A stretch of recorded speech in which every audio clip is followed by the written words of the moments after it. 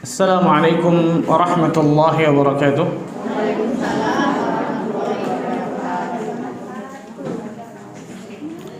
Innal hamdalillah nahmaduhu wa nasta'inuhu wa nastaghfiruh wa natubu ilayhi wa na'udzu billahi min shururi anfusina wa min sayyiati a'malina.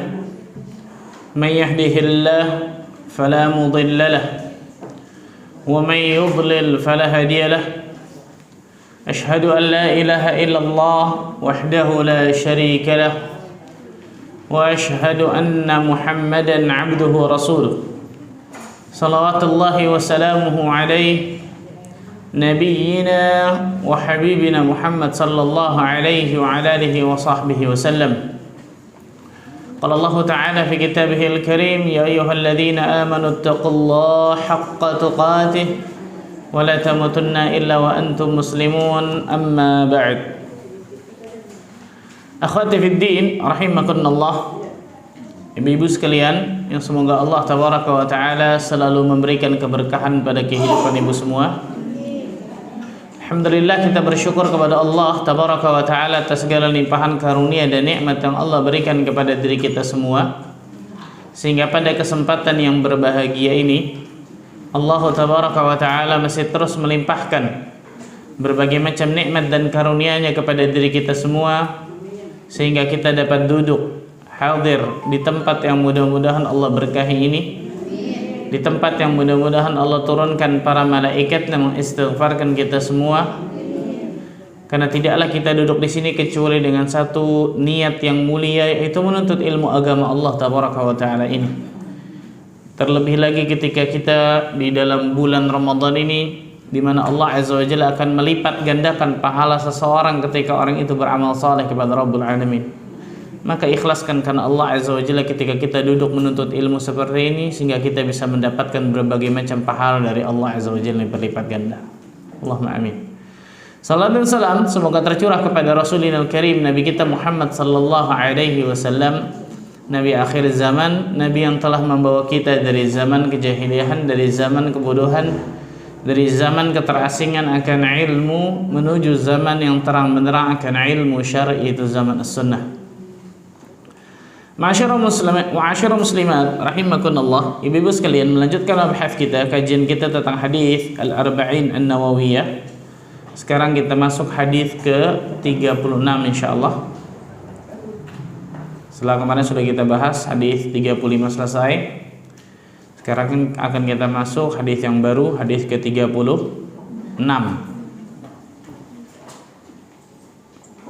Ini di antara pilar kaidah dari kehidupan kaum muslimin, itu saling membantu dalam kesulitan. Setelah itu kemudian tentang menuntut ilmu agama, itu jalan menuju surga Allah. Kita baca dulu hadisnya. An Abi Hurairah radhiyallahu anhu, dari Abu Hurairah semoga Allah meridainya. Anin Nabi sallallahu alaihi wasallam qala, dari Rasul sallallahu alaihi wasallam, dari Nabi sallallahu alaihi wasallam, beliau bersabda, man naffasa an mu'minin kurbatan min kurabid dunya naffasallahu anhu kurbatan min kurabi yaumil qiyamah. Barang siapa yang melapangkan satu kesulitan dunia dari seorang mukmin, maka Allah azza wa jalla akan melapangkan darinya satu kesulitan di hari kiamat. Ini luar biasa nih. Barang siapa yang melapangkan, meringankan, bahkan bisa menghilangkan satu kesulitan, satu kesusahan dunia dari seorang mukmin, maka Allah azza wa jalla juga akan menghilangkan, melapangkan darinya satu kesulitan di hari kiamat. Wa man yassara ala mu'sirin yassarallahu alaihi fid dunya wal akhirah. Barang siapa yang memudahkan urusan orang yang kesulitan. Mu'sir itu orang yang sulit atau orang yang terlilit hutang. Mu'sir itu orang yang terlilit hutang, orang yang kesulitan untuk membayar hutang. Rasul menyebutkan di sini, wa man yassara ala mu'sirin, Barang siapa yang memudahkan urusan orang yang kesulitan dalam masalah hutang piutang, yassarallahu alaihi fid dunya wal akhirah, maka Allah azza wa jalla akan mudahkan bagi dirinya dari kesulitan dunia dan akhirat. Luar biasa, Masya Allah. Wallahu fi aunil abdi ma kana al-abdu fi auni akhihi. Allah azza wa jalla akan senantiasa menolong hambanya selama hambanya tersebut menolong saudaranya. Nah, terus lanjutannya baru tentang masalah ilmu nih, menuntut ilmu. Wa man salaka tariqan yaltamisu fihi ilman sahalallahu lahu bihi tariqan ilal jannah. Barang siapa yang berjalan dalam satu jalan, dia keluarkan segala upaya yang dia miliki untuk menuntut ilmu, maka Allah azza wa jalla akan mudahkan jalannya ke surga. Wa majtama'a qaumun fi baitin min buyutillah. Dan tidaklah satu kaum itu berkumpul di salah satu rumah dari rumah-rumah Allah azza wa jalla. Ngapain mereka berkumpul di rumah Allah? Wa yatadarasunahu bainahum. Mempelajari apa? Al-Quran dan juga As-Sunnah, jelas. Mempelajari ilmu agama yang bersumber dari Al-Quran dan As-Sunnah. Illa nazalat alaihimus sakinah, kecuali akan diturunkan di tengah-tengah mereka as-sakinah, ketenangan. Wa ghasyiyatuhumur rahmah, akan dilimpahkan rahmat kepada mereka. Wa haffathumul malaikah, para malaikat akan meliputi menaungi mereka.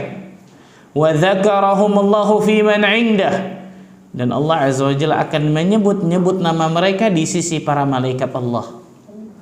Wa man batta'a bihi 'amaluhu lam yusri' bihi nasabuh. Barang siapa yang lambat amalannya, maka nasabnya tidak akan pernah bisa mengejarnya. Hadis ini sahih, diriwayatkan Imam Muslim, Imam Ahmad, Abu Dawud, At-Tirmidzi, Ibnu Majah, Ad-Darimi, Ibnu Hibban dan juga yang lainnya. Hadis ini menjadi dasar pokok di dalam Islam tentang satu kaidah. Kaidah apa itu? Al-jaza min jinsil amal. Apa artinya? Al-jaza min jinsil amal. Apa artinya? Bagus, jujur, Masya Allah. Balasan itu sesuai dengan amal perbuatan. Itu namanya tuh. Itu satu kaidah yang disebutkan oleh para ulama, yang diambil dari dalil-dalil yang sahih. Ibnu Qayyim sampai menyebutkan ratusan dalil. Salah satunya dalil ini nih. Al-jaza min jinsil amal. Balasan itu sesuai dengan apa?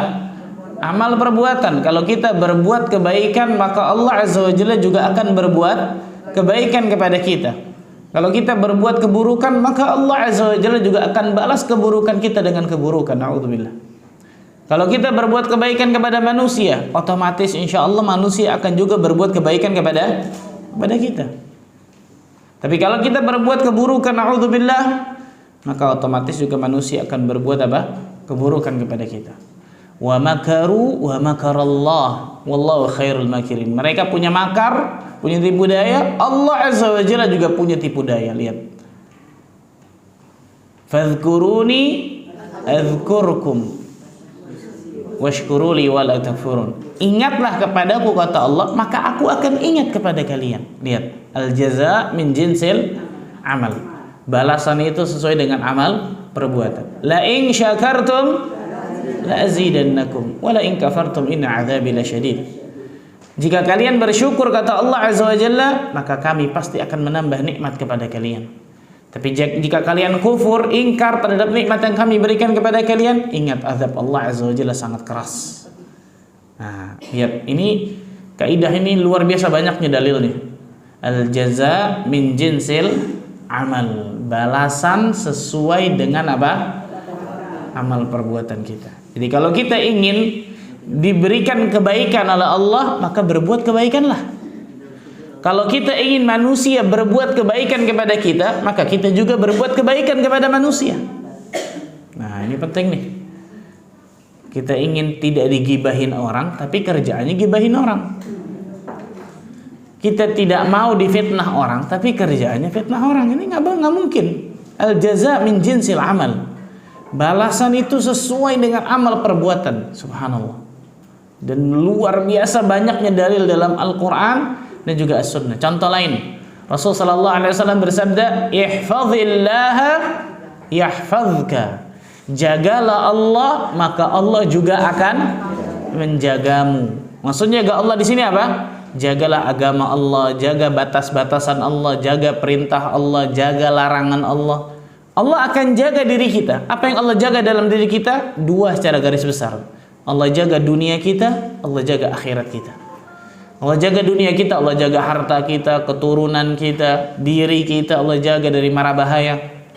Allah jaga akhirat kita, Allah jaga iman kita, Allah jaga hati kita, Allah jaga surga kita dan seterusnya ketika kita menjaga agama Allah Azza wa Jalla.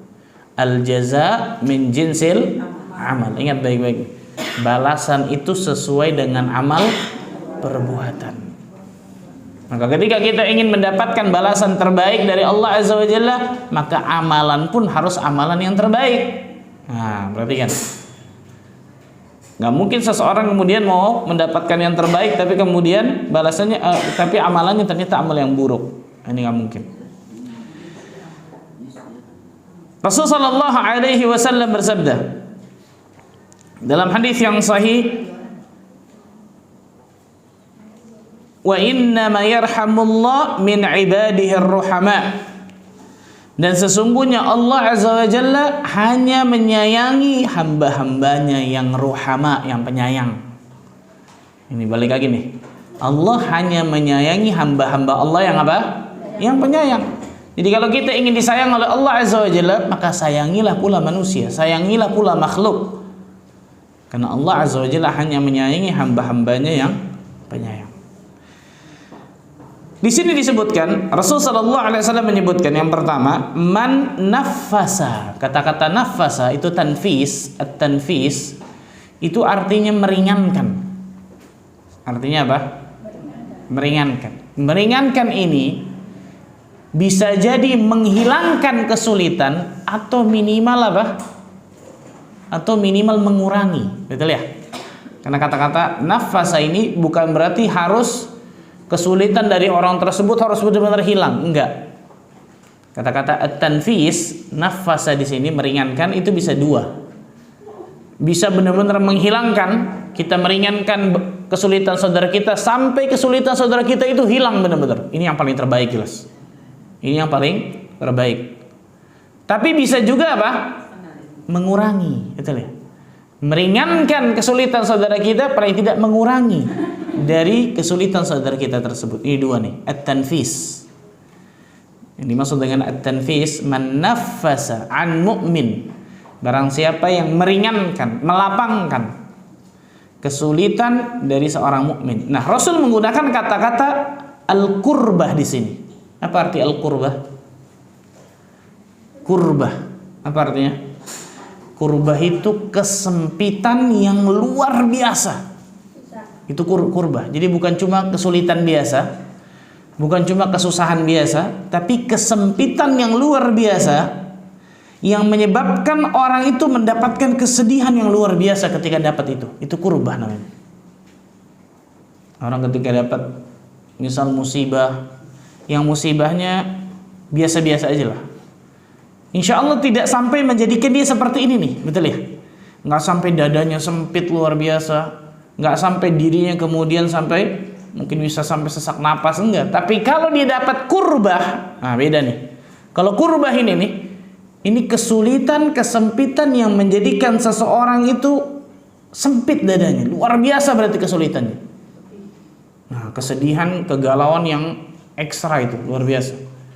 Nah, Rasul menyebutkan di sini, man nafasa an mu'min kurbatan min kurabid dunya. Barang siapa yang meringankan kesulitan dari seorang mukmin, kesulitan yang ini tadi ya, kesulitan, kesempitan yang luar biasa dari seorang mukmin, nafasallahu kurbatan min kurabi yaumil qiyamah. Maka Allah Azza wa Jalla juga akan menghilangkan kesulitannya di hari kiamat nantinya. Allahu Akbar.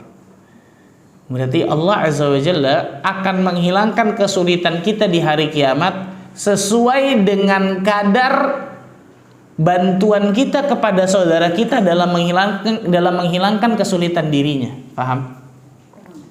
Jadi sebesar effort yang kita keluarkan untuk bisa menghilangkan kesulitan saudara kita nih, sebesar itu pula balasan yang Allah akan berikan bagi diri kita di hari kiamat.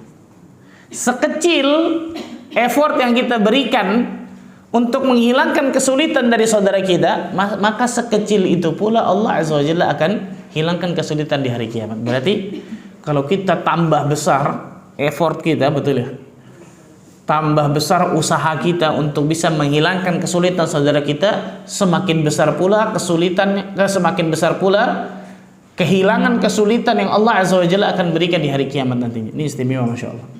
Karena itu, ini penting nih, ketika kita membantu orang lain, contoh ya, contoh satu, maka harus all out, nggak tanggung-tanggung, betul ya? Dan ingat, orang yang meniatkan itu karena Allah Azza wa Jalla, nggak ada urusan orang ini mau terima kasih, orang ini mau muji, orang ini mau mencela, orang ini mau nyanjung kita setinggi langit, nggak ada urusan. Yang penting saya ingin melakukan ini, saya ingin dapatkan pahala dari Allah Azza wa Jalla. Saya melakukan ini karena ini perintah Allah dan Rasulnya. Saya melakukan ini karena saya ingin dapatkan surga Allah. Saya melakukan ini karena saya ingin dihilangkan kesulitan pula di hari kiamat. Itu tuh. Karena biasanya ketika kita bantu orang, ini paling sering subhanallah, contoh, kita bantu orang lain. Qaddar Allah, orang yang kita bantu tersebut mengembalikan sesuatu mungkin kurang baik kepada kita. Mungkin terima kasihnya biasa aja, bahkan nggak terima kasih, betul ya?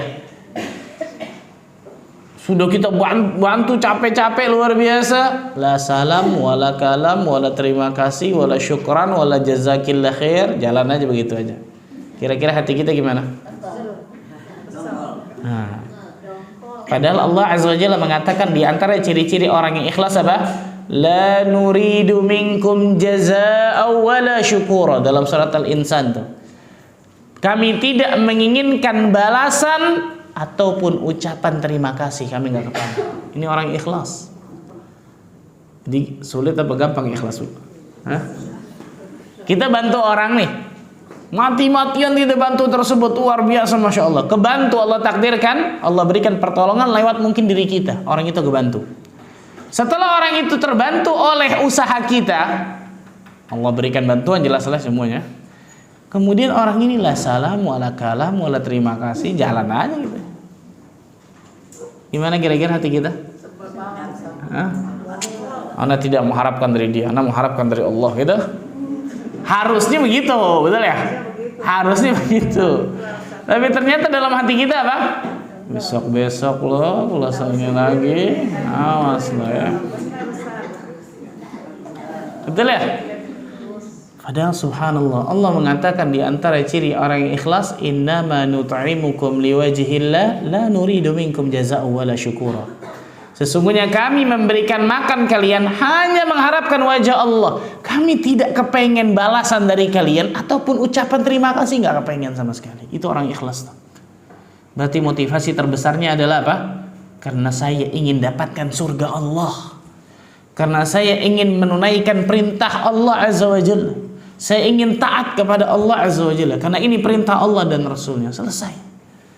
Jadi nggak ada take and give. Ente berbuat baik, anak berbuat baik. Ente berbuat buruk, anak berbuat buruk. Ini salah ini. Ini salah. Kalau kaidah kita seperti ini, hilang berarti kaidah dari Al-Quran. Idfa' billati hiya ahsan. Balaslah keburukan itu dengan cara apa? Bukan kebaikan. Ahsan. Apa ahsan? Yang paling baik. Kabir, besar. Akbar, paling besar. Allahu Akbar. Allah yang maha paling besar. Namanya isim tafdhil dalam bahasa Arab. Sesuatu yang paling, hiperbol.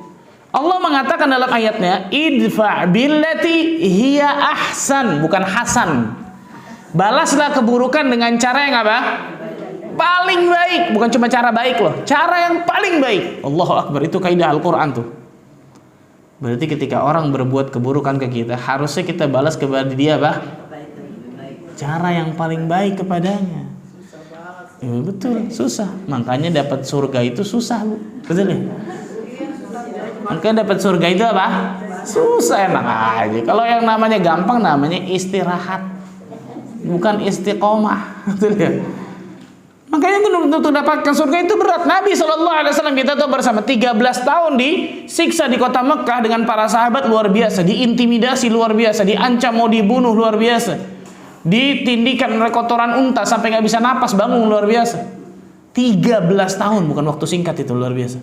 Ketika beliau menaklukkan kota Mekah, Fathu Mekah di tahun ke-8 Hijriah, Rasulullah SAW hafal muka-muka orang yang menyiksanya. Hafal Nabi, betul ya? Para sahabat hafal muka-mukanya. Sehingga mereka mengatakan, orang-orang Quraisy mengatakan apa? Al-yawm yawmul malhamah. Hari ini hari balas dendam nih kata mereka. Kata Rasulullah, al-yawm yawmul marhamah. Hari ini hari kasih sayang kata Rasulullah. Bayangkan ya. Apa yang kemudian dilakukan? Idhabu fa antumut tulaqa. Pergi kalian semua, kalian bebas semuanya. Bebas. Bayangkan. Apa yang terjadi? Ribuan orang Allah takdirkan masuk Islam ketika Fathu Makkah itu tuh. Dari mana itu? Dari akhlak Rasulullah SAW dan para sahabatnya. Nah, coba lihat dari kita masing-masing. Orang lain bisa jadi tidak tertarik untuk masuk ke dalam Islam, bisa jadi karena akhlak kita yang jauh dari kata-kata Islam, kan gitu. Bisa jadi karena akhlak kita yang jauh dari akhlak Rasul SAW. Salah satu contoh akhlaknya ini, membalas keburukan dengan cara yang paling baik kata Allah Azza wa Jalla. Karena Rasul sallallahu alaihi wasallam menjelaskan di sini, man naffasa an mu'min kurbatan min kurabid dunya. Barang siapa yang meringankan kesulitan yang sangat bagi seorang mukmin.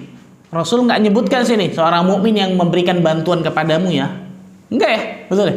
Seorang mukmin yang berbuat baik kepadamu doang. Seorang mukmin yang berbuat buruk jangan dibantu gitu. Enggak ada. Ini umum, betul ya? Man naffasa an mu'min kurbatan min kurabid dunya. Barang siapa yang meringankan kesulitan seorang mukmin, maka Allah Azza wa Jalla akan meringankan kesulitannya di hari kiamat. Ini umum sifatnya. Jadi kesulitan seorang mukmin siapapun tuh, subhanallah. Kesulitan seorang mukmin siapapun, baik orang yang berbuat kebaikan ke kita ataupun orang yang berbuat keburukan kepada kita. Allahu akbar. Itu Islam tuh.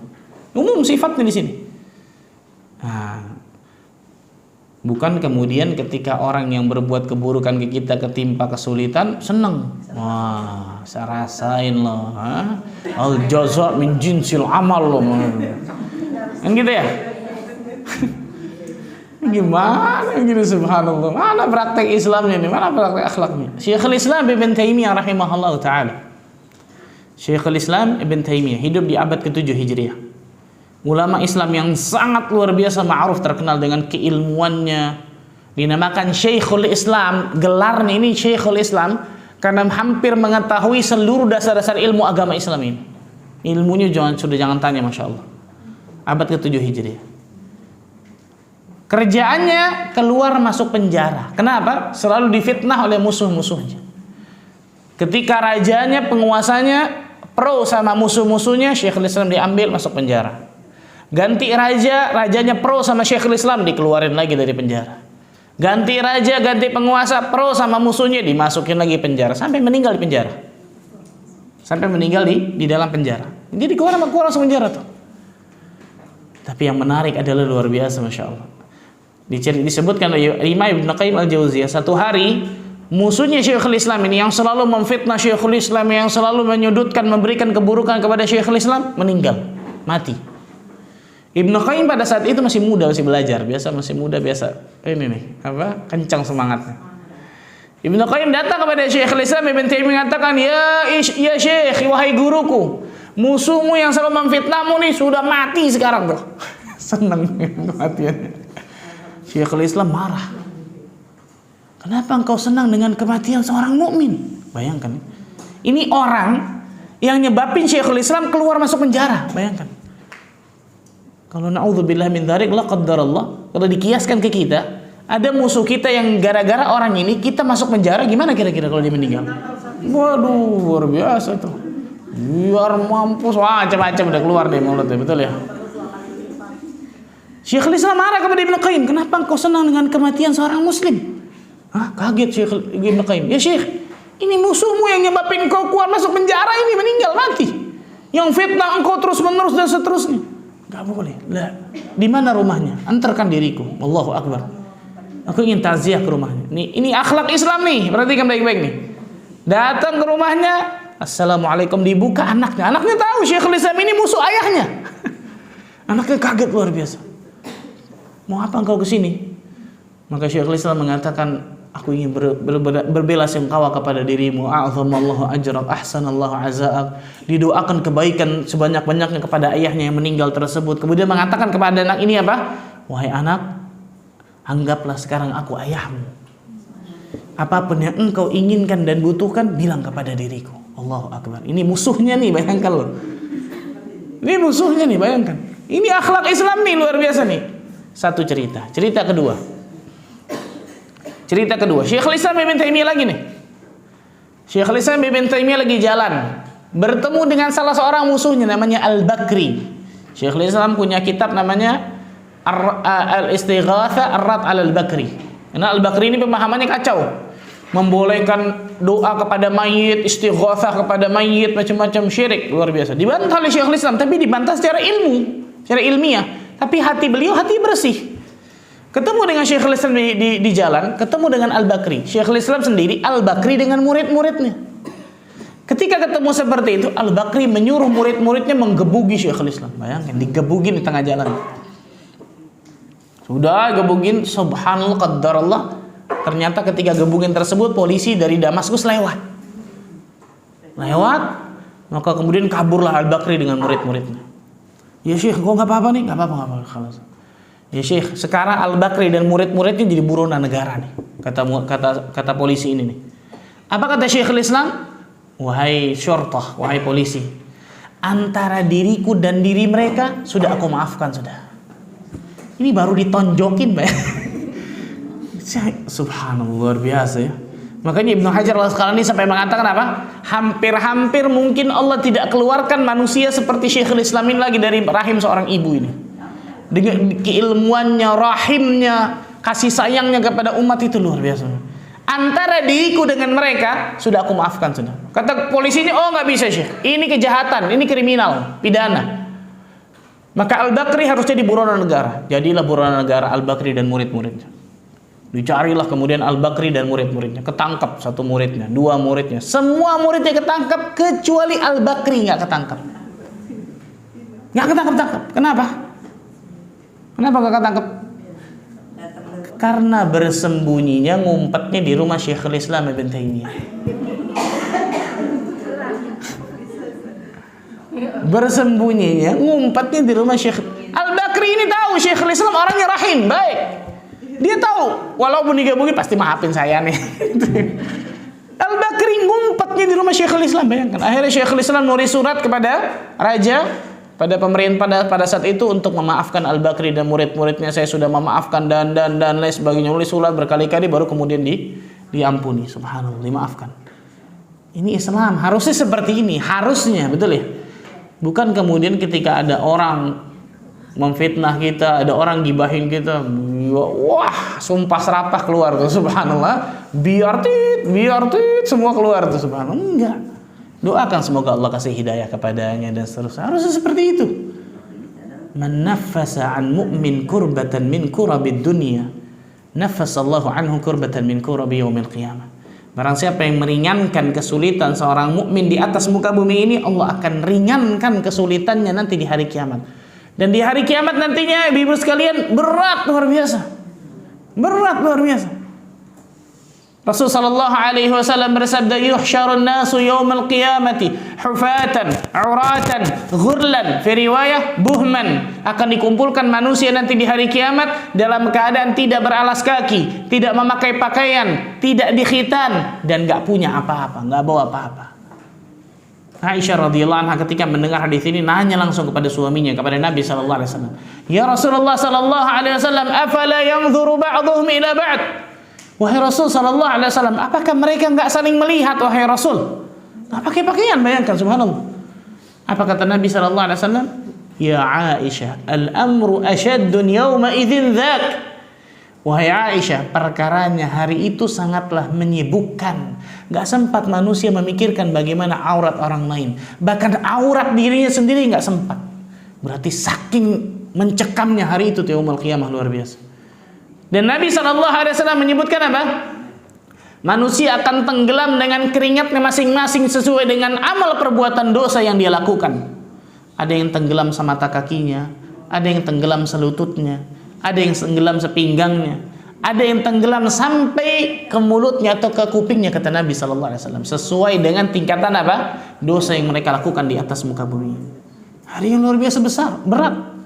Dan pada saat itu Allah Azza wa Jalla akan dekatkan matahari hanya 1 mil di atas kepala manusia. Matahari hanya 1 mil, bayangkan.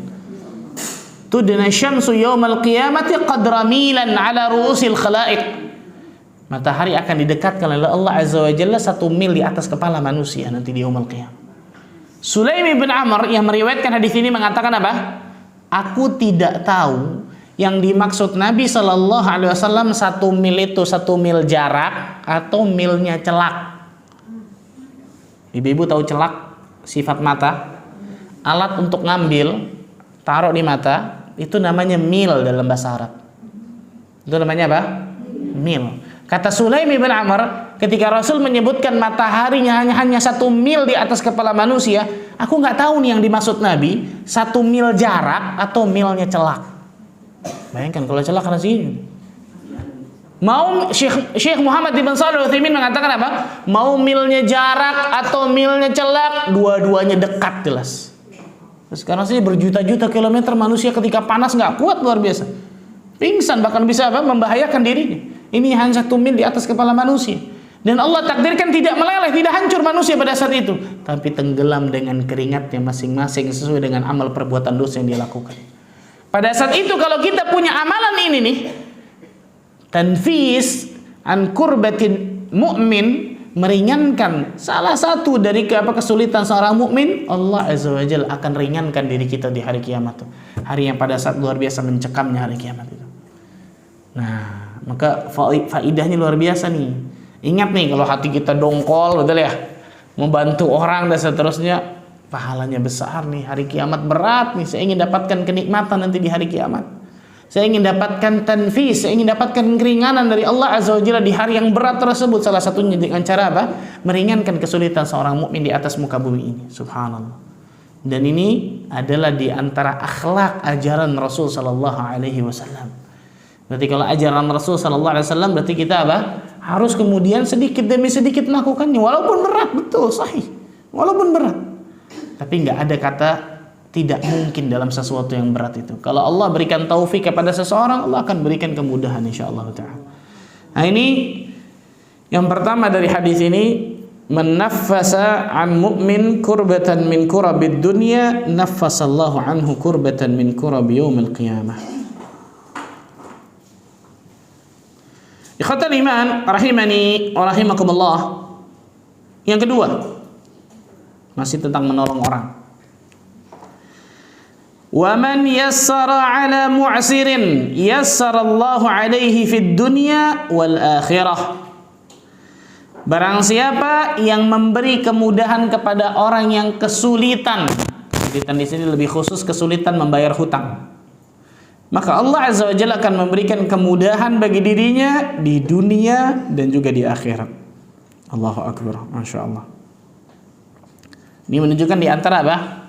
Kesulitan itu bisa saja terjadi di dunia ataupun di akhirat bagi orang-orang yang tidak memberikan kebaikan kepada orang lain.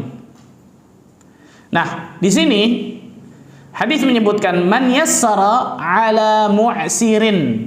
Barang siapa yang memberikan kesulitan ala mu'sir. Mu'sir itu tadi bagi orang yang kesulitan membayar hutang, bagi orang yang terlilit hutang. Nah, memberikan kemudahan bagi orang yang kesulitan membayar hutang, ini pahala luar biasa besar. Ada dua caranya. Ada dua cara memberikan kemudahan bagi orang yang kesulitan membayar hutang. Ada dua caranya. Yang pertama, memberi tempo dan kelonggaran waktu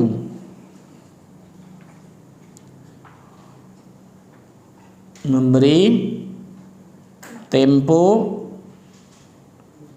dan kelonggaran waktu.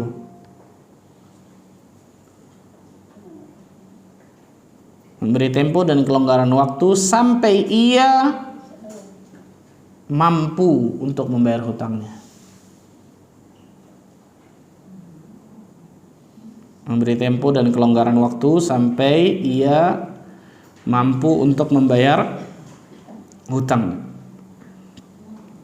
Allah berfirman dalam surah Al-Baqarah, surat kedua ayat 280. Surat kedua ayat 280. Wa in kana dzu 'usratin fanadhiratun ila maisarah. Dan jika orang yang berhutang itu dalam kesulitan, maka berilah tenggang waktu sampai dia memperoleh kelapangan. Wa an tasaddaqu khairul lakum. Dan jika kalian menyedekahkannya, itu lebih baik bagi kalian. Itu maksudnya apa? Mengikhlaskannya. In kuntum ta'lamun, jika kalian mengetahuinya. Jadi yang pertama, memberikan tempo atau kelonggaran waktu sampai orang tersebut mampu apa? Membayar hutangnya. Misal ada orang hutang sama kita, datang kemudian kita ada itikat baik, betul ya, datang, Bu minta maaf, kontrol bulan ini saya belum bisa nyicil, insyaallah bulan depan ya Bu. Hukumnya apa kita ngasih ke tempo kelonggaran waktu kepada dia? Hukumnya apa? Hah? Hukumnya wajib. Hukumnya apa? Wajib. Perhatikan nih, satu kali wajibnya. Tenang, satu kali wajibnya. Jangan kok mukanya kaget semua luar biasanya. Diutangin semua, jangan-jangan ya, apa punya utang semua. Ketika orang itu misal datang kepada diri kita, kemudian mengatakan saya belum bisa bayar, saya minta tempo. Wajib bagi seorang muslim untuk memberikan kelonggaran satu kali. Hukumnya apa? Wajib. Allah mengatakan ini, wa in kana dzu usratin fanadhiratun ila maisarah. Apabila orang yang berhutang itu kesulitan, maka berilah tenggang waktu. Perintah di sini. Perintah menunjukkan apa? Kewajiban, kan gitu. Maka berilah tenggang waktu sampai dia memperoleh kelapangan. Wajibnya sekali, 2-3 kali baru sunnah. Baru apa? Sunnah. Lanjutannya apa? Wa antasaddaqu khairul lakum. Jika engkau menyedekahkannya, itu lebih baik bagi dirimu. Ini yang kedua, ini cara kedua nih. Kalau tadi cara pertama memberikan tempo, kelonggaran, dan itu hukumnya wajib. Cara kedua ini sunnah tapi pahalanya luar biasa besar. Apa itu? Membebaskan hutangnya, menghapuskan hutangnya. Wa antasaddaqu khairul lakum. Kalau engkau mensedekahkannya, itu lebih baik bagi kalian in kuntum ta'lamun, jika kalian mengetahui. Jika kalian apa? Mengetahui. Nah, ini dua cara kata para ulama memberi kemudahan kepada orang yang kesulitan dalam terlilit hutang. Cara yang pertama adalah memberikan tempo dan kelonggaran bagi orang tersebut sampai dia mampu membayar hutangnya. Cara yang kedua adalah membebaskan atau menghapuskan orang hutang tersebut. Dan ini jelas lebih apa? Lebih baik. Makanya lebih sulit. Betul ya? Lebih berat di hati. Perhatikan hadis ini. Luar biasa hadis ini, Masya Allah. Kalau kita ingin bersemangat untuk melakukan satu amal saleh, maka ketahuilah keutamaan dari amal saleh tersebut. Sering ya saya katakan nih. Salah satunya ini nih. Kalau kita ingin bersemangat membebaskan hutang orang atau apapun itu, maka ketahuilah apa? Keutamaan. Apa keutamaan membebaskan hutang ini apa? Ada banyak luar biasa. Salah satunya hadis ini. Dalam hadis yang sahih yang diriwayatkan Bukhari Muslim, kana tajirun yudayinun nas. Fa idza ra'a mu'siran qala li fityanihi. Dahulu ada seorang pedagang yang selalu memberikan pinjaman pada manusia. Pedagang ini selalu ngasih pinjaman sama manusia. Fa idza ra'a mu'siran qala li fityanihi. Jika ia melihat ada orang kesulitan membayar hutang, maka dia mengatakan kepada pembantunya, tajawazu anhu. Bebaskan hutang dia sudah. Bebaskan. Dia mengatakan kepada pembantu yang utusannya nih, yang nagih mungkin, dia kesulitan, Pak. untuk bayar hutang, sudah bebaskan hutang. La'allallaha an yatajawaza 'anna. Semoga Allah Azza wa Jalla akan memaafkan, mengampuni dosa-dosa kita. Ini harapan dia nih. Kemudian Rasul menyebutkan apa dalam hadis ini? Fatajawazallahu anhu. Maka Allah Azza wa Jalla mengampuni, memaafkan dosa-dosa. Berarti salah satu keutamaan membebaskan hutang apa? Allah Azza wa Jalla akan mengampuni dosa-dosa kita. Bayangkan, siapa yang nggak mau, subhanallah. Bahkan dalam riwayat lain disebutkan, ada orang di hari kiamat nantinya, ketika ditimbang, timbangannya lebih berat timbangan keburukan. Kita pasti akan ditimbang nanti di hari kiamat kan? Timbangannya lebih berat timbangan keburukan. Tapi Allah nggak mungkin zalim pada hari kiamat tersebut. Para malaikat berkata kepada orang tersebut, apakah engkau mempunyai amal soleh yang lain? Orang itu mengatakan nggak ada. Atau Allah yang mengatakan kepadanya, nggak ada ya Allah, aku nggak ada amal soleh lain. Coba ingat-ingat, kata Allah. Allah Azza wa Jalla mungkin zalim pada hari itu, betul ya? Coba ingat-ingat. Maka orang ini mengingat, oh betul ya Allah, aku punya satu amalan, yaitu ketika orang datang kepada diriku untuk kemudian kesulitan membayar hutang, maka kemudian aku bebaskan hutangnya. Apa kata Allah Azza wa Jalla dalam hadis ini? Fatajawaza anhu. Allah kemudian ampuni dosa-dosanya karena itu. Padahal amal keburukannya kalah ya. Amal keburukannya jauh lebih berat daripada amal apa? Kebaikannya. Tapi karena amalan ini, satu amalan ini menjadikan balik itu semuanya. Menjadikan apa? Amal kebaikannya lebih berat jauh daripada apa? Amal keburukannya. Kemudian Allah Azza wa Jalla akan maafkan amal keburukannya tersebut. Siapa yang nggak mau, luar biasa. Maka saya sering katakan, kalau kita ingin bersemangat melakukan salah satu jenis ibadah, ketahuilah keutamaan dari ibadah itu. Kalau kita ingin semangat bangun malam nih, baca keutamaan bangun malam nih, sholat malam apa saja. Sehingga kita akan terfikir, kalau saya sholat malam saya dapatkan ini, dapatkan ini, dapatkan ini, dapatkan ini, kan gitu. Salah satunya ini nih, kalau kita berat mungkin memberikan kelonggaran atau membebaskan hutang, coba baca keutamaannya.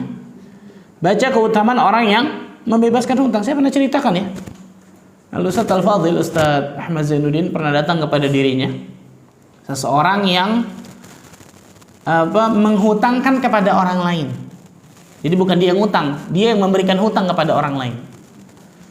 Ustadz, saya ngutangin orang ini qadarullah kesulitan bayar hutang. Maka Ustadz Ahmad di situ menyebutkan tentang keutamaan membebaskan hutang. Kata Ustadz, kata beliau apa? Supaya saya dapatkan pahala kalau orang ini membebaskan utang orang itu. Kan dia tahu keutamaannya dari Ustadz ini, betul ya? Ustadz Ahmad ini sebutkan tentang keutamaan membebaskan hutang dan seterusnya. Sudah selesai, ditanya Ustadz Ahmad, emang hutang dia ke antum berapa? 1 M Pak Ustadz. Hah? Kaget. Hah? 1 miliar? Masya Allah. Coba antum istikharah dulu. Istikharah dulu. Besar Masya Allah. Tapi udah keburu apa? Disebutkan tentang keutamaan membebaskan hutang macam-macam. Coba antum istikharah lah. Taib. Beberapa hari setelah itu datang lagi, Pak Ustadz, saya sudah istikharah dan saya sudah bebaskan hutang orang itu sudah.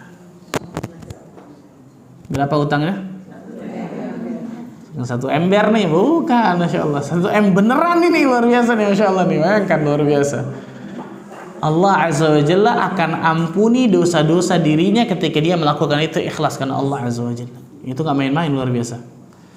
Dalam hadis yang lain yang diriwayatkan Imam Muslim, Rasul sallallahu alaihi wasallam bersabda, "Man sarrahu an yunjiyahu Allah min kurabi yaumil qiyamah, falyunaffis an mu'sirin aw yadha' anhu." Siapa saja yang ingin diselamatkan oleh Allah Azza wa Jalla dari salah satu kesempitan di hari kiamat, maka hendaklah ia meringankan orang yang berada dalam kesulitan hutang atau dia bebaskan hutangnya. Subhanallah. Allah Azza wa Jalla akan memberikan keringanan, keselamatan bagi orang yang mengalami kesulitan di hari kiamat ketika dia memberikan kemudahan atau bahkan membebaskan hutang orang itu. Luar biasa. Dalam hadis yang lain yang diriwayatkan Imam Muslim juga, man anzara mu'siran aw wada' anhu adhallahu Allahu fi dhillihi. Barang siapa yang memberikan kelonggaran waktu kepada orang yang kesulitan bayar hutang, tadi diberikan kelonggaran, atau dia menghapus hutang darinya, dia bebaskan berarti hutang orang itu, maka Allah Azza wa Jalla akan naungi di bawah arsy-Nya Allah Azza wa Jalla. Pada hari tidak ada naungan kecuali hanya naungan Allah. Salah satu orang yang akan Allah naungi di bawah arsy-Nya Allah adalah orang-orang yang memberikan kelonggaran bagi orang-orang yang kesulitan membayar hutang, atau kemudian apa? Orang-orang yang dia kemudian bebaskan hutang orang tersebut. Nah, ini istimewa, Masya Allah. Walaupun memang bisa dikatakan zaman sekarang ini langka. Kenapa? Karena orang yang berhutangnya kebanyakan bermasalah. Betul? Betul nggak? Mana yang hutang? Oh, nggak ada, Masya Allah. Karena kebanyakan orang yang berhutangnya bermasalah. Contoh nih, ini kan orang yang kesulitan bayar hutang, betul ya? Dia sudah berusaha macam-macam, sulit bayar hutangnya. Ada orang yang pada hakikatnya nggak kesulitan bayar hutang, betul ya? Tapi na'udzubillah min dzalik, la ilaha illallah. Matalul ghaniyyu dzulmun, kata Nabi sallallahu alaihi wasallam, menunda-nunda pembayaran hutang padahal ternyata dia mampu membayar, ini kezaliman, kata Nabi sallallahu alaihi wasallam. Orang yang ngutang ini yang menjadikan mungkin orang malas ngutangin orang, padahal ternyata akhlak satu ini nih dari zaman ulama salaf terdahulu sangat luar biasa terkenal nih, Masya Allah ini. Perhatikan, karena orang yang berhutang ini banyak yang bermasalah, akhirnya orang yang mau ngutang yang sebenarnya benar jadi kena ketempuan juga. Salah satunya ini, ketika dia berhutang dengan mudahnya kemudian entarlah, insya Allah, entarlah ditagih, galakan dia, kan gitu ya. Ditagih hilang, ditagih, wah tagih-tagih mulu, oh, subhanallah, macam-macam lah. Tapi itu ujian yang Allah kasih sebenarnya. Itu ujian yang Allah berikan.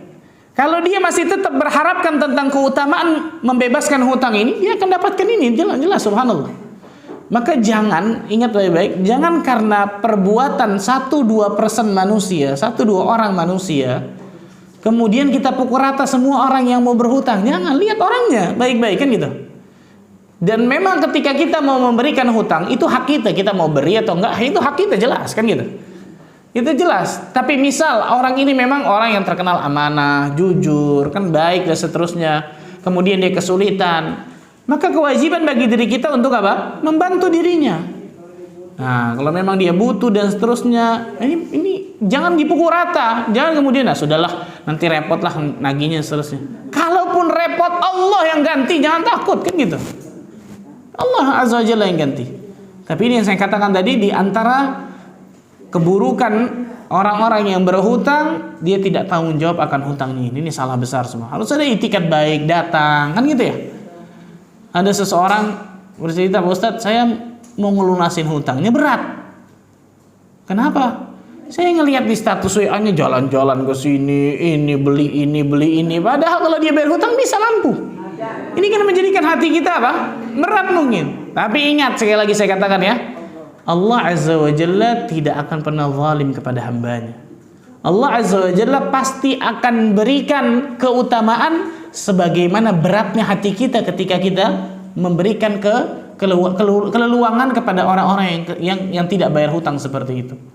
Allah pasti akan berikan, walaupun hati kita berat nih, dongkol luar biasa. Beli ini mampu, jalan ke sini mampu, bayar utang ini nggak mampu. Udah khalas deh. Ana hanya berharap dari Allah di akhirat, selesai. Urusan di dunia udah khalas. Dan ini banyak yang seperti ini, subhanallah. Iya, sudah Masya Allah. Nah, itu diantara apa? Diantara keutamaan dari membebaskan apa? Hutang. Kemudian selanjutnya, tadi saya lupa baca yang ini nih.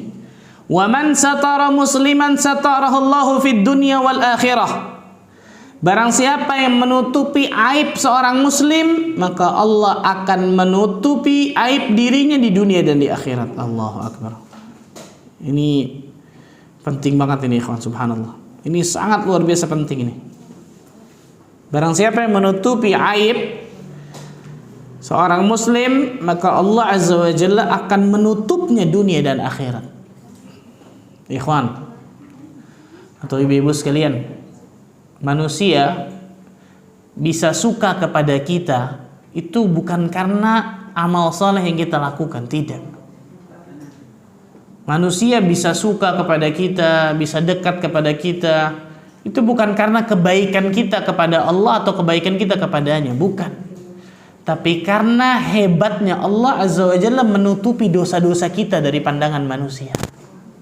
Perhatikan baik-baik. Makanya orang-orang yang dibuka aibnya oleh Allah Azza wa Jalla, hati-hati, naudzubillah nih. Ini ada dosa tersendiri yang biasa dia bikin biasanya. Perhatikan hadis ini. Rasulullah sallallahu alaihi wasallam bersabda dalam sebuah hadis yang sahih yang diriwayatkan Imam Abu Dawud dan Imam Ahmad. Ya ma'asyara man amana bilisanihi wa lam yudkhilil iman fi qalbahu. Wahai orang-orang yang beriman dengan lisannya tetapi imannya tidak masuk ke dalam hatinya. Perhatikan nih, iman itu di mana? Hati. Ada orang yang mengatakan saya beriman dengan lisannya tapi iman ini enggak masuk ke hatinya. Berarti apa? Iman cuma di lisan doang. Nauzubillah. La taghtabul muslimin. Janganlah kalian menggunjing kaum muslimin. Jangan kalian menggibah kaum muslimin. Jangan kalian menggosip kaum muslimin. Wala tattabi'u auratihim. Dan janganlah kalian mencari aib-aib mereka. Jangan kalian mencari aib-aib aurat-aurat dari kaum muslimin, aib-aib dari kaum muslimin. Fa innahu man ittaba'a auratihim, karena barang siapa yang mencari aib-aib kaum muslimin ini, yattabi'illahu azza wa jalla auratah, maka Allah azza wa jalla pasti juga akan membuka aib-aibnya tuh. Wa man yattabi'illahu auratah yafdahu fi baitih. Maka ketika Allah azza wa jalla membuka aib-aibnya dan mempermalukannya, Allah azza wa jalla bisa mempermalukannya walaupun dia berada dalam rumahnya. Na'udzubillah min dzalik. Hati-hati nih. Makanya kata para ulama apa? Mengetahui aib seorang muslim itu ujian tersendiri yang Allah kasih kepada kita. Kuat nggak lisan ini nggak cerita ke orang nih? Nah, ada orang ngomong kepada saya misalnya, Ustaz, ini rahasia ya, jangan ngomong apa ini masalah aib orang nih. Ente aja jangan kasih tahu anak, nggak perlu anak. Ngapain? Karena itu ujian tersendiri, itu fitnah tersendiri buat kita. Kuat nggak kita nggak kerja cerita ke orang? Hati-hati nih, subhanallah. Itu ujian tersendiri ketika kita mengetahui keburukan atau aib orang lain. Allahu Akbar. Perhatikan baik-baik. Ini subhanallah bukan hanya aib orang lain, aib pasangan hidupnya diumbar ke orang lain. Aib suaminya, aib istrinya diumbar ke orang ini, dosa besar. Perhatikan baik-baik. Na'udzubillah min dzalik ini. Ini dosa besar, bayangkan, nggak boleh seperti ini. Saya sering temukan yang seperti ini, nggak boleh, subhanallah. Karena mungkin benci luar biasa, kesel dengan pasangannya, kemudian dia umbar. La haula wala quwata illa billah. Dosa besar ini hukumnya, bayangkan. Nah, para ulama mengatakan menutup aib seorang muslim ini bisa terbagi menjadi dua kelompok. Jadi manusia di atas muka bumi ini terbagi menjadi dua kelompok. Ini akan nyambung tentang menutup aib seorang muslim nih. Manusia di atas muka bumi ini terbagi menjadi dua kelompok. Yang pertama, orang yang dikenal di antara manusia adalah orang yang baik. Ini manusia pertama nih. Orang yang dikenal di antara manusia termasuk orang yang baik, melakukan ketaatan, melakukan kebaikan dan memang baik, terkenal di mata manusia.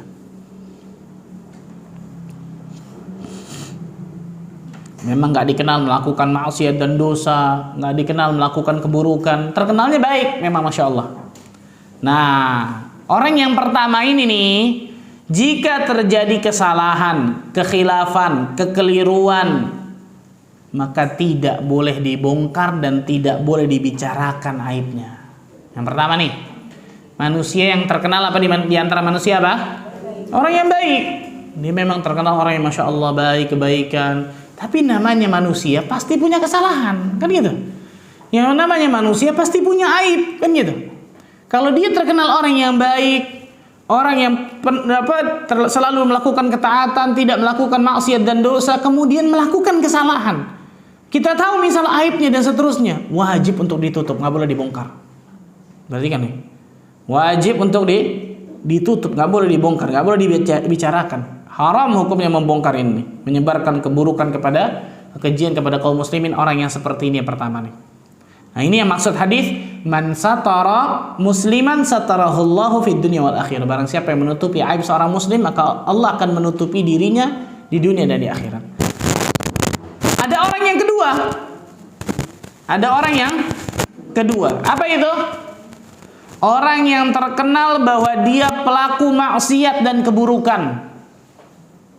A'udzubillah min dzalik. Orang yang terkenal bahwa dia pelaku maksiat dan keburukan. Bahkan melakukan maksiat dan keburukan secara terang-terangan, kan gitu ya. Nah, orang yang seperti ini gimana? Boleh nggak dibicarakan? Hah? Jawabannya boleh. Kenapa? Tanpa kita membuka aibnya, dia sendiri yang buka keburukan di tengah orang. Bisa dipahami? Makanya lihat, orang yang terkenal di kalangan manusia, dia pelaku maksiat, dia pelaku keburukan, melakukan maksiat terang-terangan. Ya seperti ini terus, dia sendiri yang buka. Gitu ya. Mau kita tutupin sehebat apapun, dia sendiri yang bukanya, kan gitu ya. Ini sebenarnya azab tersendiri, naudzubillah, bagi dirinya nih. Allah Azza wa Jalla berikan apa? Keburukan. Ini namanya ghibah yang dibolehkan. Ada 6 ghibah yang dibolehkan. Salah satunya mudhhira fisqan. Orang yang berbuat kefasikan secara terang-terangan di tengah manusia. Ini nggak ada lagi kehormatannya, kata para ulama.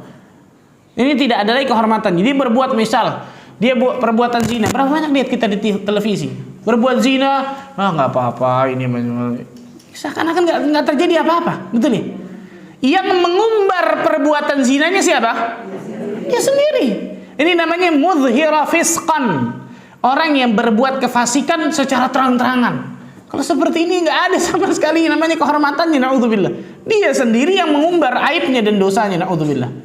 Nah, ini disebutkan oleh Al-Imam Hasan Al-Basri rahimahullah ta'ala. Orang seperti ini jelas orang yang tidak baik dan terang-terangan berbuat maksiat. Maka membuka aib dan menggunjingnya itu tidak masalah, kata Imam Hasan Al-Basri. Subhanallah, ya kan sampai seperti itu tuh. Allahu Akbar. Rasul sallallahu alaihi wasallam bersabda, ini di antara dalilnya. Waghdu ya Unais ila imraati hadha. Wahai Unais, pergi kepada istrinya fulan ini, wahai Unais. Jadi Rasulullah SAW menyuruh satu sahabat untuk pergi kepada istrinya fulan. Fa in i'tarafat farjumha. Kalau dia mengaku, maka rajam dia. Ngaku apa maksudnya? Kalau dia ngaku berzina, rajam dirinya. Orang dirajam, mungkin nggak kelihatan orang? Dirajam atau dirajam? Ditanam setengah badannya, kemudian ditimpuki sampai apa? Meninggal. Itu bagi zina muhsan, orang yang berzina dan sudah pernah menikah. Orang yang dirajam, mungkinkah nggak kelihatan orang? Mungkin nggak? Pasti kelihatan, betul ya? Berarti orang tahu dong aibnya dia, betul ya? Kenapa? Karena dirinya sendiri yang mengumbar aibnya. Makanya yang kedua nih, bedakan dua orang nih. Orang yang pertama, orang yang terkenal kebaikan, terkenal melakukan ketaatan kepada Allah, orang yang baik, tergelincir misalnya, terjatuh dalam kesalahan, tutup aibnya. Nggak boleh kita bongkar. Tapi kalau orang yang kedua ini terkenal dengan keburukannya, maksiatnya, dosanya, bahkan melakukannya terang-terangan, terus mau ditutup gimana caranya? Faham? Ibu-ibu? Mau ditutup gimana caranya? Dia yang buka, betul ya? Begitu gimana caranya? Kalau yang seperti ini maksudnya namanya mudhhira fisqan. Orang yang berbuat kefasikan secara terang-terangan kalau ini. A'udzubillahi min dzalik. Hati-hati, subhanallah. Orang seperti ini, kata para ulama, tidak wajib hukumnya dibela. Tidak wajib hukumnya dibela. Imam Malik rahimahullah ta'ala mengatakan, orang yang tidak dikenal menyakiti manusia, namun melakukan kesalahan, maka tidak apa-apa ia dibela selagi informasinya belum terdengar oleh penguasa. Nih, orang yang baik, tidak terkenal menyakiti manusia, kemudian lakukan kesalahan. Maka kata Imam Malik, nggak ada masalah ketika ia dibela selagi informasinya belum sampai kepada penguasa. Boleh nih dibela, karena orang yang pertama berarti. Betul, orang yang terkenal dengan apa? Kebaikan. Sedang orang yang terkenal dengan kejahatannya, kerusakannya, maka aku tidak senang kalau ia dibela oleh siapapun. Namun ia dibiarkan hingga had dijatuhkan kepadanya. Hukum had, hukum apa? Hukum apa? Potong dan seterusnya. Itu hukum hudud. Ini dikisahkan oleh Imam Ibnu Munzir dan juga yang lainnya. Nauzubillah min dzalik. Ini di antara apa? Di antara azab tersendiri bagi orang-orang yang pelaku kemaksiatan kemudian dia lakukan maksiatnya secara terang-terangan. Allah sudah tutup aibnya, ternyata dia buka terang-terangan, luar biasa. Oh, tadi malam Anda berzina enak banget, luar biasa loh.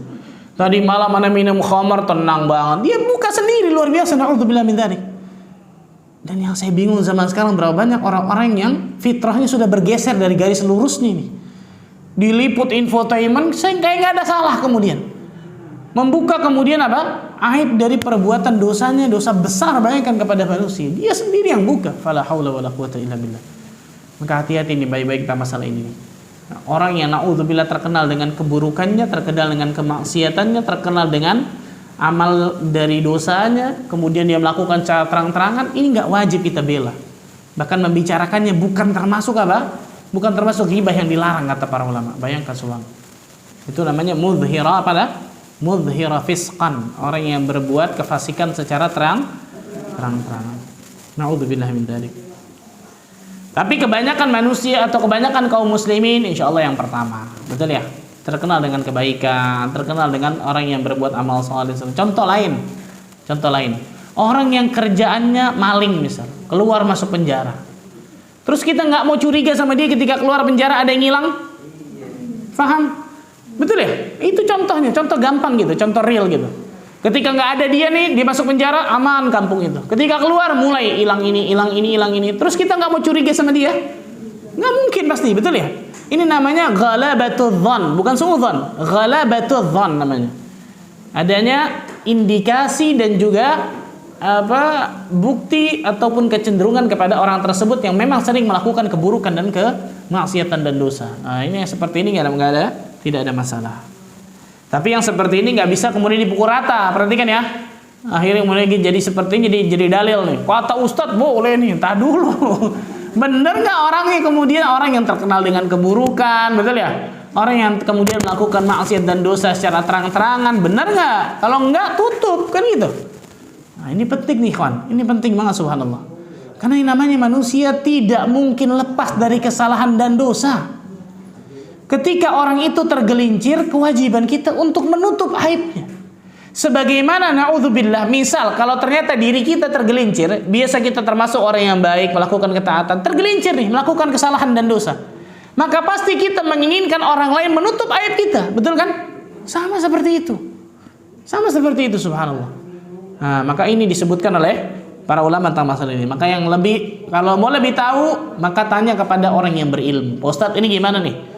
Ada kasus seperti ini, boleh nggak dibongkar? Boleh nggak diungkap? Nanti dia pernah melakukan ini nggak? Enggak, baru pertama kali, tutup, jangan dibongkar. Kasih tahu, nasihati, kasih tegas kepadanya. Kalau dia melakukan itu lagi, baru kasih tahu kepada manusia, berikan tahdzir, berikan peringatan kepada manusia. Namanya muhadzir, memberikan peringatan kepada manusia tentang keburukan orang ini. Nah, ini ada hukumnya tersendiri. Nah, ini tanya kepada ahlul ilm, tanya kepada orang yang berilmu tentang masalah ini. Kemudian selanjutnya, hadis Nabi sallallahu alaihi wasallam lanjutannya, wallahu fi auni al-'abdi ma kana al-'abdu fi auni akhihi. Allah azza wa jalla akan menolong hambanya selama hamba tersebut menolong saudaranya. Subhanallah. Luar biasa ini masya Allah. Allah azza wa jalla akan senantiasa menolong hambanya selama hambanya tersebut menolong saudaranya. Dalam hadis yang lain, wa man kana fi hajati akhihi kana Allahu fi hajatihi.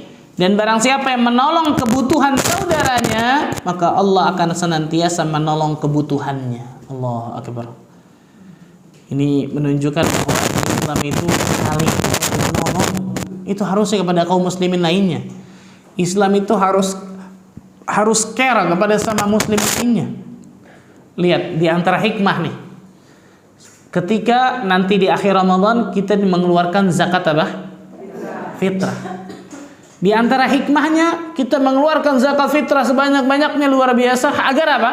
Ketika hari raya, hari Id, tidak ada dari kaum muslimin yang kelaparan, tuh nggak ada.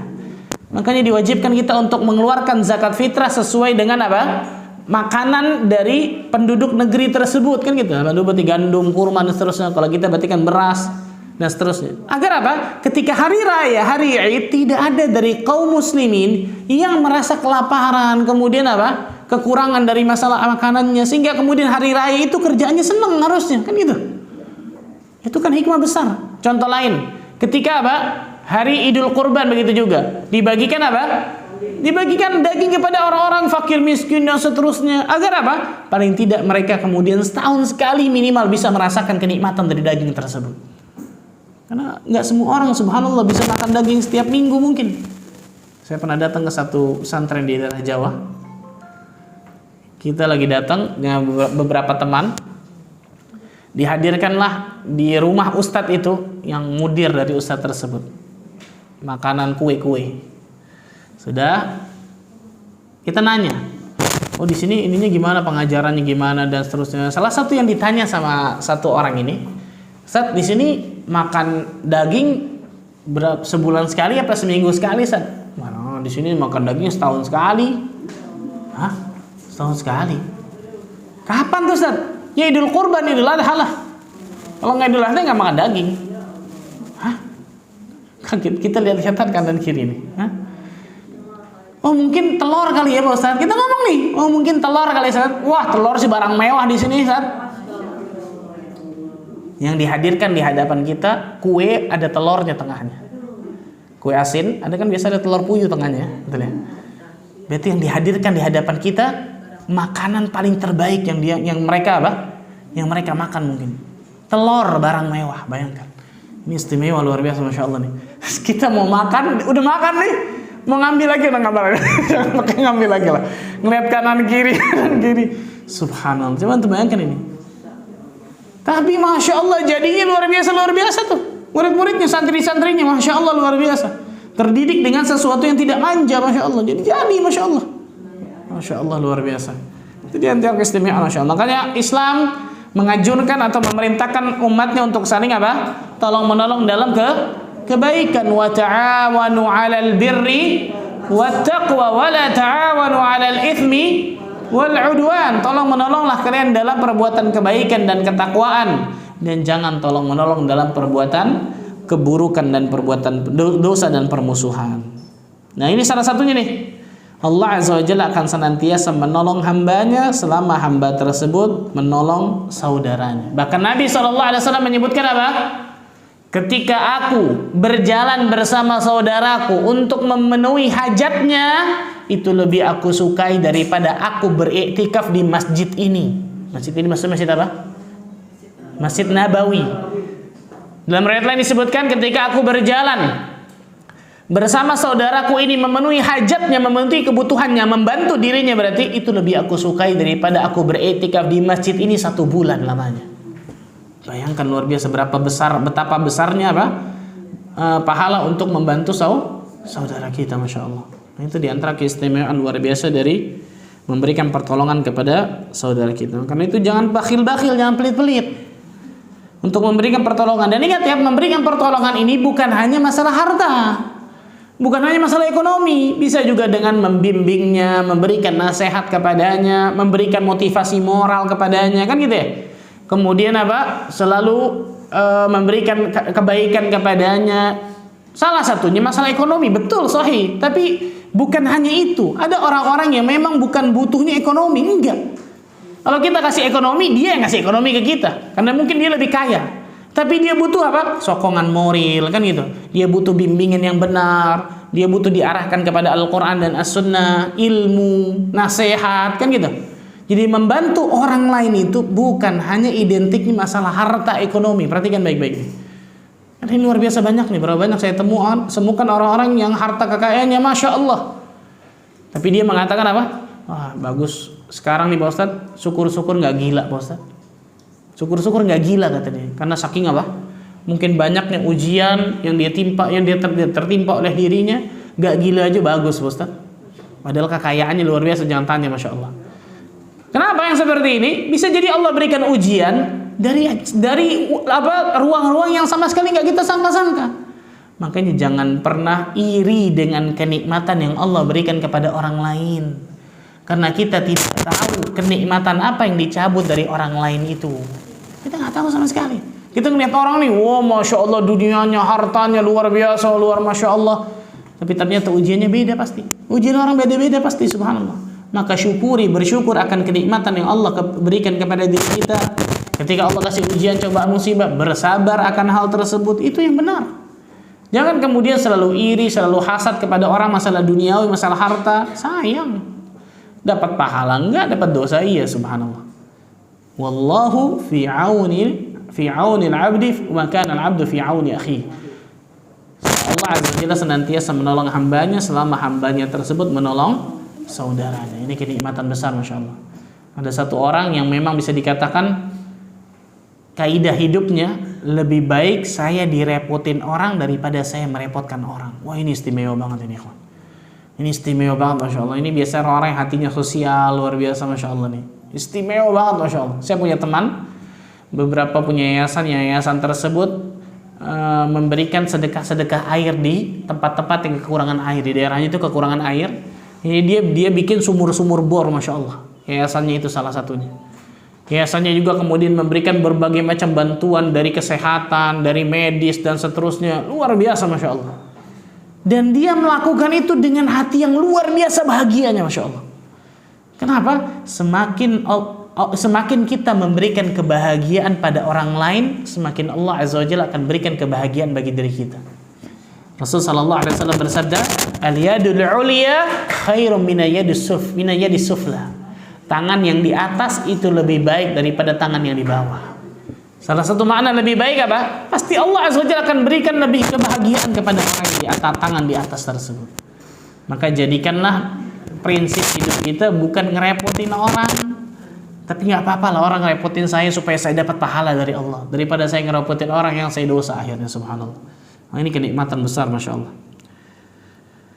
Walaupun yang seperti ini nggak semua orang jelas, nggak semua manusia. Ada orang-orang yang terpilih yang Allah Azza wa Jalla pilih, masya Allah, yang bisa seperti ini, masya Allah. Nah, ini sampai sini mungkin nggak bisa kita bahas sampai akhir. Nanti lanjutannya kita akan bahas tentang masalah ilmu, keutamaan duduk di majelis ilmu dan seterusnya dari keutamaan selanjutnya dari hadis ini, insyaallah. Masih lanjut hadis ini, insyaallah. Lanjutannya berarti wa man salaka tariqan yaltamisu fihi ilman sahalallahu lahu bihi tariqan ilal jannah. Barang siapa yang menempuh satu jalan untuk mencari ilmu, maka Allah Azza wa Jalla akan mudahkan jalannya menuju surga Allah Azza wa Jalla. Ibu-ibu sekalian, kita berada di bulan apa, Bu? Bulan Ramadan. Bulan di mana Allah Azza wa Jalla melipat gandakan pahala seseorang ketika orang ini beramal saleh. Bulan di mana satu bulan ini ada satu malam lebih baik daripada 1000 bulan. Bulan dengan keistimewaan dan keutamaan yang sangat luar biasa. Maka saya mengajak kepada diri saya khususnya dan kepada ibu-ibu sekalian, tingkatkan iman dan takwa kita pada bulan ini. Ketika kita ingin melakukan satu perbuatan, mikir dulu nih, ini perbuatan ini ada pahalanya nggak? Kayaknya nggak ada pahala, Pak Ustaz, tapi nggak ada dosa juga, tinggalin. Nggak ada pahala, nggak ada dosa, berarti sia-sia, betul ya? Tinggalkan, sayang. Manfaatkan 1 detik Ramadan benar-benar dengan apa? Dengan iman dan amal saleh, dengan ketakwaan kepada Allah. Karena kita tidak tahu sama sekali apakah Allah Azza wa Jalla berikan kesempatan diri kita untuk masuk ke Ramadan selanjutnya atau tidak. Bahkan kita nggak tahu sama sekali apakah Allah berikan kesempatan bagi kita untuk melengkapi Ramadan ini atau enggak. Nggak ada yang tahu. Umur manusia nggak ada yang tahu, betul ya? Maka ketika Allah Azza wa Jalla berikan keistimewaan bagi diri kita masuk ke bulan Ramadan ini, bisa beribadah pada bulan Ramadan ini, maksimalkan benar-benar dengan iman dan amal saleh. Jangan apa? Sibukkan diri kita dengan hal-hal yang sia-sia, apalagi hal-hal yang di dalam yang mengandung unsur dosa. Tinggalkan itu dulu, subhanallah.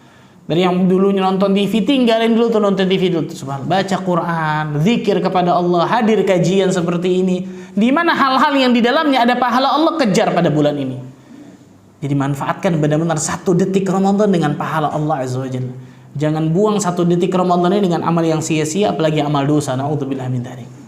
Karena kita tahu bersama, barang siapa yang dihalangi untuk mendapatkan kebaikan pada bulan Ramadan ini, maka dihalangi dari kebaikan, mendapatkan kebaikan yang banyak. Na'udzubillah. Rasulullah sallallahu alaihi wasallam mengaminkan doa malaikat Jibril. Dalam riwayat lain Rasul yang berdoa, apa itu? Raghima anf, celaka seseorang.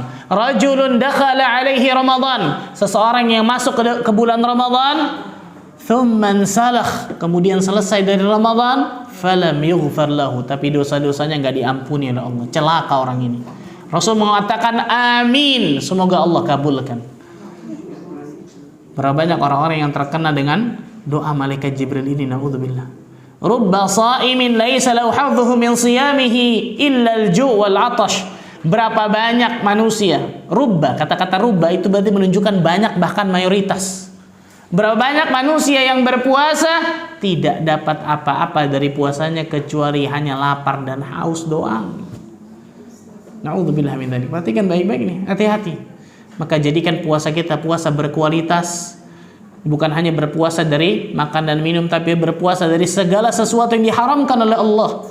Mata kita berpuasa dari melihat yang haram, telinga kita berpuasa dari mendengar sesuatu yang haram, lisan kita berpuasa dari membicarakan, mengucapkan sesuatu yang haram, tangan kita berpuasa dari melakukan yang haram dengan tangan kita, kaki kita berpuasa dari melakukan sesuatu yang haram dengan kaki kita. Ini baru orang yang berpuasanya berkualitas. Bahkan apa? Bukan hanya menjauhkan hal-hal yang haram, segala sesuatu yang bisa menyibukkan dirinya dari Allah dan surga, dia jauhi pada bulan Ramadan ini. Ini orang yang puasanya paling berkualitas. Ini orang yang puasanya paling apa? Paling berkualitas. Maka fikirkan baik-baik ketika kita ingin melakukan satu perbuatan, ini bernilai pahala, ada surganya atau tidak. Kalau ada pahalanya, ada surganya, saya mau lakukan. Tapi kalau nggak ada, minta maaf, saya nggak mau lakukan. Itu yang harus kita tanamkan pada bulan Ramadan ini, sehingga mudah-mudahan selesai Ramadan kita bisa termasuk orang-orang yang bertakwa kepada Allah Azza wa Jalla. Dan terakhir, Ramadan bukan tujuan. Perhatikan ya, Ramadan itu bukan apa? Tujuan, tapi Ramadan ini sarana untuk mencapai ke surga Allah. Ramadan ini media sarana untuk mencapai Allah Tabaraka wa Ta'ala. Orang yang menjadikan Ramadannya sebagai tujuan, selesai Ramadan selamat tinggal amal soleh. Itu orang yang menjadikan Ramadan sebagai tujuan, betul ya? Tapi kalau orang yang menjadikan Ramadan ini sebagai madrasah bagi dirinya untuk menggembleng dirinya, menjadikan perantara untuk menuju surga Allah, wah nikmat ini. Selesai Ramadan dia akan terus meneruskan amal soleh yang dia lakukan ketika Ramadan. Ini benar. Di Ramadan bukan tujuan, perhatikan. Ramadan adalah sarana untuk bisa mendekatkan diri kita kepada Allah. Ramadan adalah sarana untuk bisa menggapai surga Allah Azza wa Jalla. Ramadan adalah sarana untuk bisa menjauh dari neraka Allah Azza wa Jalla. Maka manfaatkan sarana ini dengan baik, dan mudah-mudahan kita bertakwa kepada Allah Azza wa Jalla bukan hanya di Ramadan tapi juga setelah Ramadannya. Ini orang yang benar-benar bisa memanfaatkan Ramadannya dengan benar, dan Ramadannya insya Allah berhasil. Dia bisa menjadikan Ramadannya sarana untuk menjadikan dirinya mendekat kepada Allah dan surga Allah Azza wa Jalla, bukan sebagai tujuannya. Barakallahu fikum. Silakan, mungkin kalau ada yang mau bertanya. Iya. Mana? Silakan Bu. Mana dulu? Silakan dulu dah.